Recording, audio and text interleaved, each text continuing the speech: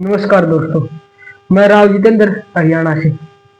दोस्तों, हमने जैसे आपके साथ पिछली वीडियो में वादा किया था कि हम डेली कोई ना कोई ऐसे मुद्दे पर हम बातचीत करेंगे जो वर्तमान में घटनाएं घट रही हैं, उनका भविष्य में क्या असर होगा, और जो भूतकाल में घटनाएं घटी हैं उनका वर्तमान में क्या असर होगा। साथियों, अगर आप हमारे साथ बने रहते हैं, वीडियो हमारी डेली देखते हैं, तो हम आपसे वादा करते हैं कि आपका नजरिया बिल्कुल अलग हो जाएगा किसी भी घटना को देखने का, क्योंकि वर्तमान और भविष्य जुड़ा हुआ होता है। दोस्तों, अगर हम बात करें तो हमने कभी विचार किया इस बात पर कि इतिहास स्कूलों में, कॉलेजों में, यूनिवर्सिटी में क्यों पढ़ाया जाता है? क्या इतिहास सिर्फ इसलिए पढ़ाया जाता है कि हम सिर्फ ये याद करें कि अकबर का जन्म कब हुआ था, बाबर भारत कब आया था, बाबर ने कौन कौन सी लड़ाइयां लड़ी? ये सिर्फ एक तथ्य है, इनका पता होना भी जरूरी है, लेकिन इतिहास हमें इसलिए पढ़ाते हैं कि जो भूतकाल में हमसे जो गलतियां हुई हैं उनका अध्ययन करके, उनमें सुधार करके हम भविष्य की गलतियों से बच सके। और किसी कोई भी घटना घटित होती है उसका कोई ना कोई कारण और उसका पीछे कोई उद्देश्य होता है। सभी विदेशी आक्रमणकारी भारत पर जिन्होंने बार बार आक्रमण किया, ऐसा भारत में क्या मैग्नेटिक फील्ड डेवलप था जो उन्होंने भारत को आकर्षित करता था? सोचने की बात है। और अगर हम विकसित देशों की बात करें, उस समय में भी विकसित देश थे और आज भी विकसित देश है यूरोपीय, उन्होंने ऐसे उनके क्या नौबत आन पड़ी थी कि उन्होंने समुद्र का रास्ता खोजना पड़ा भारत आने के लिए। तो उनके पीछे भी उनका कुछ उद्देश्य था और भारत का रास्ता खोजने का कुछ कारण भी था। इन सब बातों की हम इस वीडियो में चर्चा करेंगे। दोस्तों, आज हम जिस विषय पर बातचीत करने जा रहे हैं वो हमारा विषय है भारत और उनके पड़ोसी राज्यों के साथ हमारे कैसे संबंध है, और उन पड़ोसी राज्यों में कोई घटना होती है, पड़ोसी देशों में कोई घटना होती है, तो उनका असर भारत पर किस प्रकार पड़ता है। तो दोस्तों, मैं अनुरोध करूंगा, अगर जो दोस्त कॉम्पिटिटिव एग्जाम की तैयारी कर रहा है वो हमारी वीडियो देखते वक्त कॉपी पेन साथ लेकर बैठे, क्योंकि हम वीडियो में काफी डाटा भी देते हैं, काफी बातें बताते हैं जो एग्जाम में सीधी प्रत्यक्ष रूप से पूछी जाएगी।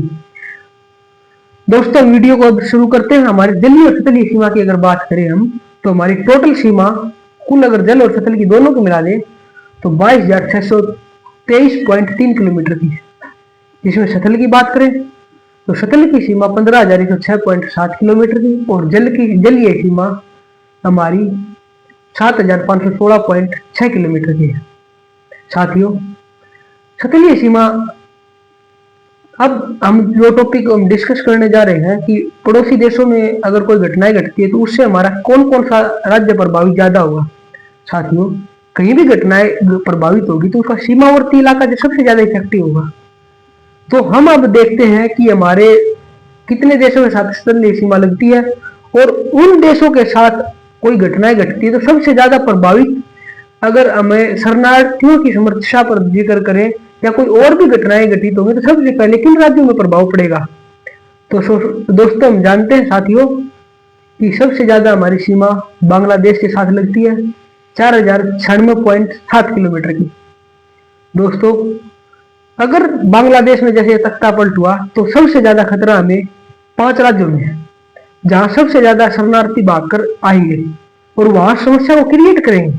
वो 5 राज्य ये हैं: बांग्लादेश, पश्चिम बंगाल, असम, मेघालय, मिजोरम और त्रिपुरा। इसमें शरणार्थी अपनी शरण लेंगे। दूसरी सबसे लंबी सीमा हमारी लगती है वो है चीन की। चीन की 3488 किलोमीटर की हमारी सीमा लगती है, वो 5 राज्यों से लगती है। अगर हम उन राज्यों को पूर्व से पश्चिम की ओर लगाएं तो सबसे पूर्वी राज्य है अरुणाचल प्रदेश, सिक्किम, उत्तराखंड, हिमाचल प्रदेश और लद्दाख। तीसरी सबसे लंबी सीमा हमारी पाकिस्तान के साथ लगती है।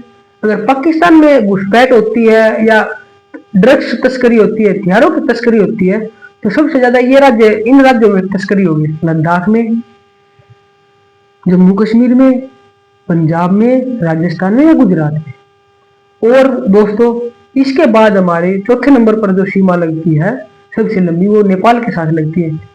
नेपाल के साथ 1751 किलोमीटर की सीमा लगती है और 5 राज्यों की लगती है। उत्तराखंड की, यूपी की, उत्तर प्रदेश जिसको हम बोलते हैं, बिहार की और वेस्ट बंगाल की और सिक्किम की। इसके बाद इस नेपाल के साथ हमारे अच्छे संबंध है।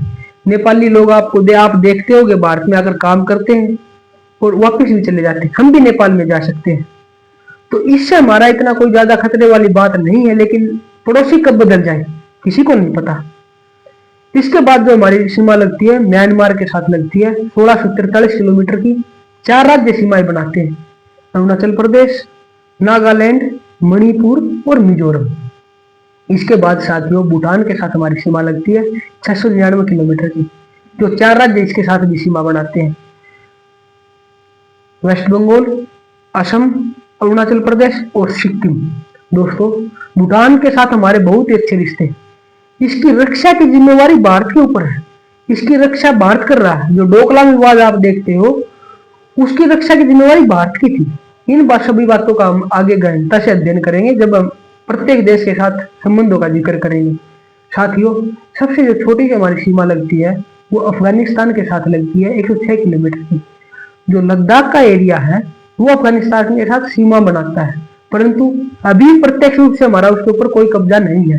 वो पीओ जो पाकिस्तान ऑक्युपाइड कश्मीर है उसके साथ वो सीमाएं बनाता है। साथियों अब बात करें कि किस देश के साथ हमारी क्या चुनौतियां आती है। आज हम सबसे पहले देश लेकर चलते हैं पाकिस्तान। पाकिस्तान के साथ हमारी क्या चुनौतियां आती है, कौन कौन किस किस सीमा बनती है हमारे साथ और कितनी सीमा बन रही पाकिस्तान के साथ। तो दोस्तों अगर हम गुजरात से लेकर लद्दाख तक की बात करें तो इस सीमा को अलग अलग नामों से जाना जाता है।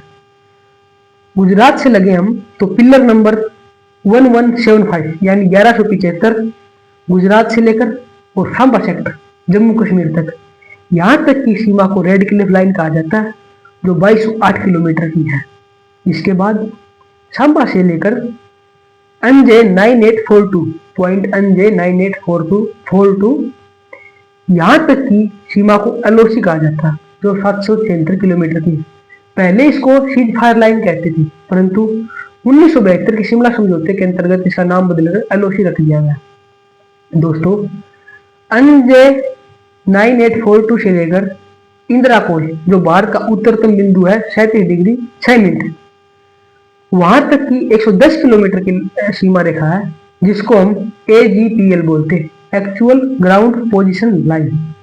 दोस्तों AGPL के ऊपर जो हमारा इंदिरा कोल है वहां पर सबसे बड़ा ग्लेशियर है, विश्व का दूसरा सबसे बड़ा ग्लेशियर सियाचिन ग्लेशियर है और हमारे देश का सबसे ऊंचा ग्लेशियर है सियाचिन ग्लेशियर। साथियों उसको शिमला समझौते के अंतर्गत नो मैन लैंड एरिया घोषित कर दिया गया था, परंतु विवाद तब उत्पन्न हुआ जब 1981 में यूनाइटेड नेशन द्वारा एक मैप जारी किया गया जिसमें सियाचिन का जो क्षेत्र था वो पाकिस्तान में दिखाया गया।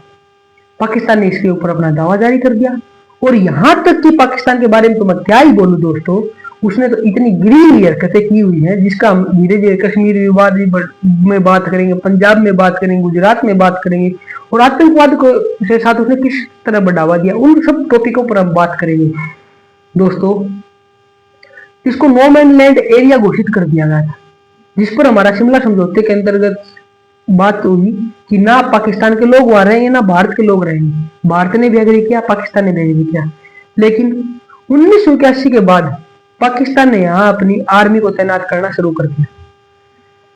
भारतीय एजेंसियों को पता चला, भारतीय आर्मी ने इसके लिए 1984 में ऑपरेशन मेघदूत चलाया और इस पर फतेह हासिल की, विजयी हुए और वर्तमान समय 1984 से लेकर वर्तमान समय तक आज भारत के इसके ऊपर आधिपत्य प्रभुत्व स्थापित है और भारतीय जवान इसके ऊपर अपनी पहरा देते हैं, अपनी सीमा की सुरक्षा करते हैं।